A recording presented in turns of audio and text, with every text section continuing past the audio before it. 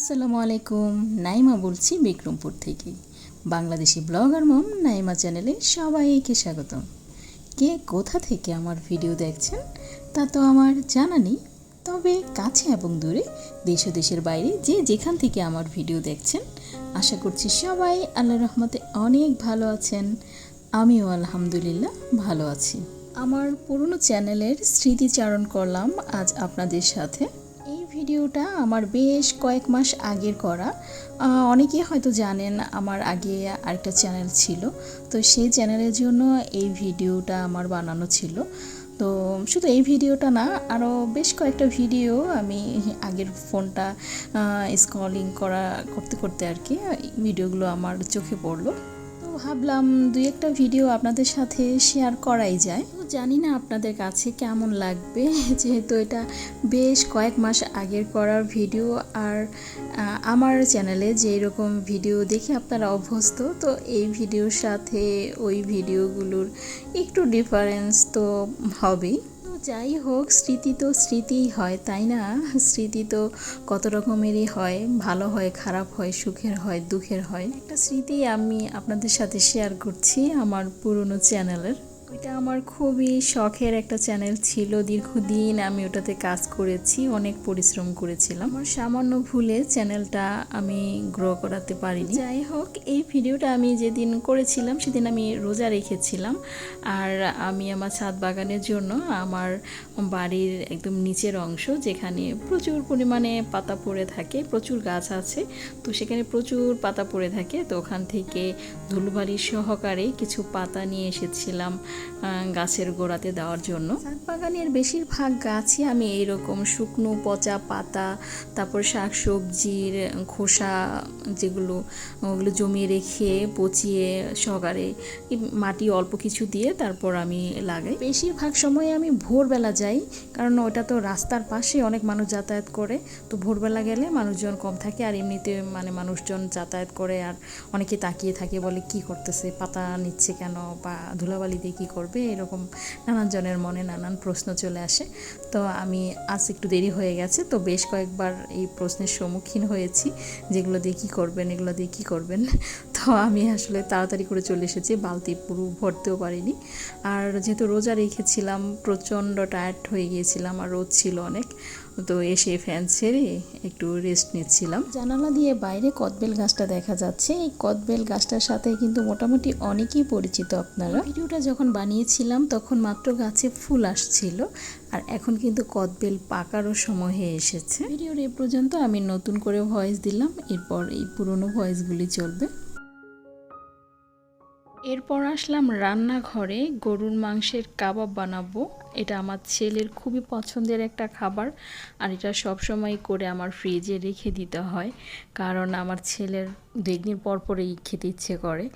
আর এটা হলে আর কিছু লাগবে না, জাস্ট 2টা কাবাব ভেজে দিব, 1 প্লেট ভাত, খাওয়া শেষ। দুপুরের রান্না বান্নার পরিমাণটা একটু কম, যেহেতু আমি রোজা, তাই ভাবলাম আমি কাবাবটাই করে ফেলি। তো মাংসটা আগেই ভেজানো ছিল, সেগুলো পরিষ্কার করে নিয়ে এরপর কাবাবের জন্য যা যা প্রয়োজন মশলা আমি একবারেই মাখিয়ে নিচ্ছি। মাখিয়ে তারপর এগুলোকে আমি বসিয়ে দেব সিদ্ধ।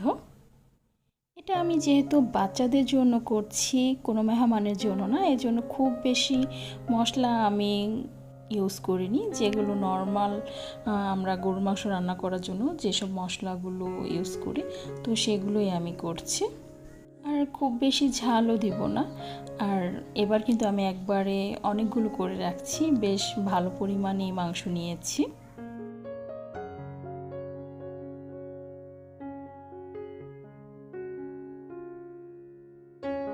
মাংসটা তাড়াতাড়ি সেদ্ধ হয়ে যাওয়ার জন্য আমি ঢাকনার ছিদ্রটাকে একটা লবঙ্গ দিয়ে বন্ধ করে দিয়েছি।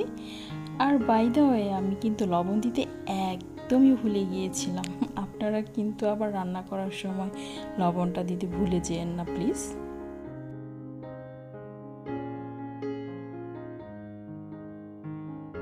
সেলাইটা নিয়ে ওইভাবে এখন আর একদমই বসা হয় না, রমজান থেকে শুরু হয়েছে, এখনই ওইভাবেই চলছে। তো আজ আমি মানে দুপুর টাইমেই, ঠিক দুপুর না এখন, তো যাই হোক, এখনই করছি, কারণ বিকেলে যেহেতু ইফতার আয়োজন করব একটু, তাই এখনই একটু বসেছি। অনেকে আমার সেলাই নিয়ে প্রশ্ন করেন যে আমি সেলাই কার কাছ থেকে শিখেছি।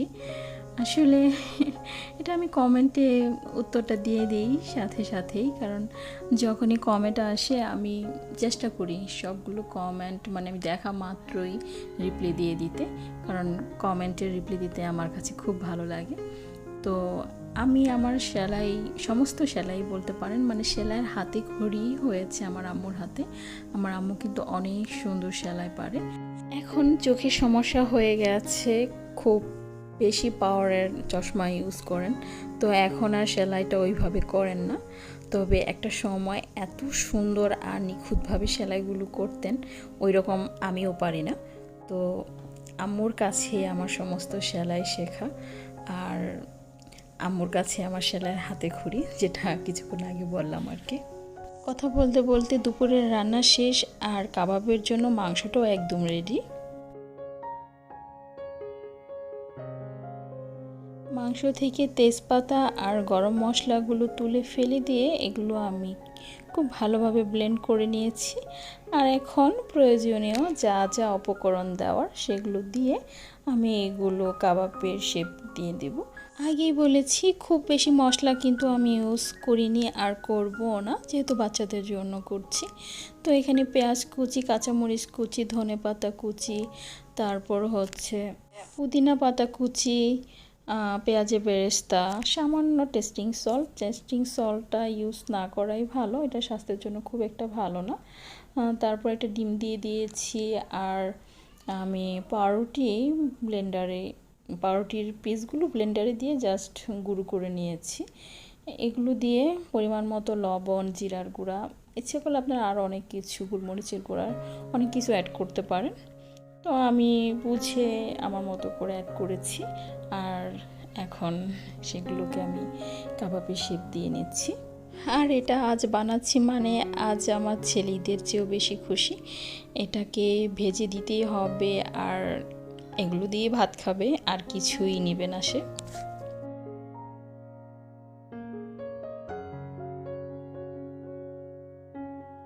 এদিকে আমার মেয়ে নিজের মতো খেলা করছিল, তো ও ওর মতো খেলা করছে আর আমি আমার মতো কাজ করছি। বাচ্চারা যখন একটু বিরক্ত কম করে তখন কাজ করতে কিন্তু বেশ সুবিধাই হয়। ছেলে মসজিদে গেছে নামাজে, এসেই তো দুপুরের খাবার চাইবে, তাই তাড়াহুড়া করে কাবাবটা ভেজে নিচ্ছি, আর ছেলের খাবারটাই আগে রেডি করে দিচ্ছি। ছেলের খাওয়া শেষ হলে তারপর মেয়েকে খাইয়ে দিব। আর যে প্রচণ্ড গরম, এই ঠান্ডা পানিগুলো দেখে আমার তো লোভ লেগে যাচ্ছে। যাই হোক, আল্লাহ মাফ করুক, রোজা রেখেছি, তো ঠান্ডা পানি দেখে লোভ করলে তো আর হবে না। ফ্রিজের পানির সাথে নর্মাল পানি মিশিয়ে অ্যাডজাস্ট করে নিচ্ছি ছেলের জন্য। তো আমি ছেলের জন্য খাবার বাড়তে থাকি, আর আপনাদের কাছে ভিডিওটা কেমন লাগলো জানাতে ভুলবেন না। আর ভালো লাগলে অবশ্যই একটা লাইক দিবেন, আর যদি বেশি ভালো লেগে যায় তাহলে একটা সাবস্ক্রাইব করতে কিন্তু একদমই ভোলা যাবে না। আজ এ পর্যন্তই, সবাই অনেক ভালো থাকবেন। আল্লাহ হাফেজ, আসসালামু আলাইকুম।